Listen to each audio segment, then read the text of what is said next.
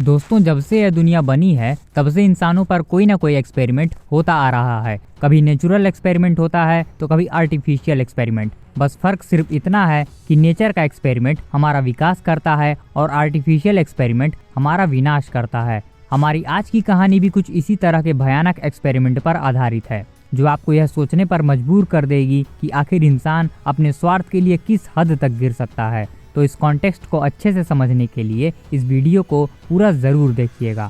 लेकिन उससे पहले आदमी खाली साला मजा लेके चल जाता है, सब्सक्राइब करता ही नहीं है। करिए सब्सक्राइब करिए चैनल को, एकदम लाल बटन दबाइए, एकदम कर दीजिए सब्सक्राइब।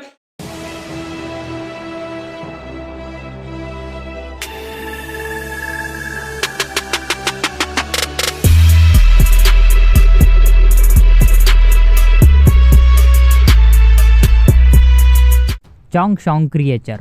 यह एक south Korean mystery thriller series है जिसे नेटफ्लिक्स पर रिलीज किया गया है। यह सीरीज 2 पार्ट में है, जहां हम दोनों पार्ट्स का कंबाइंड रिव्यू करेंगे। कहानी सन 1945 के टाइमलाइन पर बेस्ड है, जहां कोरिया पर जापान का राज चलता था। उस समय कोरिया को जोसन कहा जाता था। वहां की राजधानी थी चोंगसोंग, जिसे अब सियोल के नाम से जाना जाता है। उस वक्त जापान कोरियंस पर बहुत अत्याचार करता था। जिस तरह अंग्रेजों और मुगलों द्वारा भारत पर अत्याचार किया गया था, ठीक वही हाल उन लोगों का भी था। लेकिन यहाँ जापान ने सारी हदें पार कर दी थी। उन्होंने पूरे कोरिया का पॉलिटिकल, जियोलॉजिकल और कल्चरल जेनोसाइड कर दिया था। मर्दों को जबरदस्ती सेना में भेजा जाता था और औरतों को सेक्सुअल स्लेव बनाकर रखा जाता था। इसी स्लेवरी की मदद से जापानी सैनिकों को युद्ध के लिए मोटिवेट किया जाता था कि अगर वो जीतेंगे तो इनाम के तौर पर उन्हें एक रात के लिए कोरियंस लड़कियां मिलेंगी। कहने का मतलब आप जितना बदतर सोच सकते हैं, स्थिति उससे भी ज्यादा भयानक थी। सीरीज में हमें देखने को मिलता है कि अमेरिका द्वारा जापान पर परमाणु बम गिराए जाने के बाद जापानीज आर्मी पूरी तरह से पागल हो जाती है। बदले की आग में पूरा जापान सुलग रहा था। इसी बीच राजधानी चोंगसोंग से अचानक लोग गायब होने लगते हैं, जिसमें ज्यादातर औरतें और बच्चे थे। दरअसल जापानी सेना के अंडर में मौजूद शहर में कुछ ऐसा हो रहा था जिसकी किसी ने उम्मीद भी नहीं की होगी। वहाँ पर कोरियंस पर अंधाधुंध एक्सपेरिमेंट किया जा रहा था। जापानी सेना गुप्त रूप से एक बायोलॉजिकल हथियार बना रही थी, जिसकी जानकारी खुद जापान के लोगों को भी नहीं थी। वहाँ के आर्मी साइंटिस्ट नाजिन नाम के एक पैरासाइट को लोगों में इंजेक्ट करके उन्हें सुपर सोल्जर बनाना चाह रहे थे।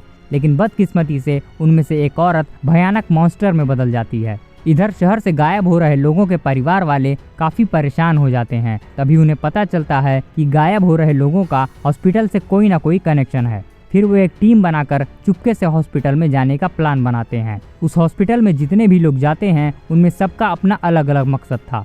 कोई भी सिर्फ एक टारगेट लेकर नहीं जा रहा था। इसी कारण वहाँ पहुँचते ही सभी लोग अलग अलग हो जाते हैं। किसी तरह सभी हॉस्पिटल में घुस तो गए थे, लेकिन वहाँ अपने लोगों को खोजना और सही सलामत बाहर निकालना सबसे बड़ी मुसीबत थी, क्योंकि एक तरफ जापानी सेना थी और दूसरी तरफ वो मॉन्स्टर। इसी बीच उन्हें अपनी आज़ादी की लड़ाई भी लड़नी थी। तो आखिर किस तरह इन कैरेक्टर्स का अतीत आपस में कनेक्ट होता चला जाता है और क्या वे अपने मकसद में कामयाब हो पाते हैं या नहीं, यह जानने के लिए आप इस सीरीज को ज़रूर देखिएगा। इस सीरीज में हिस्ट्री और साइंस का गजब का तालमेल बनाया गया है, क्योंकि यह बात सच है कि जापान ने कोरिया पर बहुत अत्याचार किया है और यह भी सच है कि वहाँ के लोगों पर एक्सपेरिमेंट किया जाता था। ज्यादा जानकारी के लिए आप गूगल पर यूनिट 731 के बारे में पढ़ सकते हैं। आपको खुद पता चल जाएगा कि सन 1933 से 1945 तक जापान ने चाइनीज, रशियंस, मंगोलियंस और कोरियंस पर कितना कहर बरपाया था। वह वर्ल्ड वार को एक बायोलॉजिकल वार का रूप देने की तैयारी कर रहा था।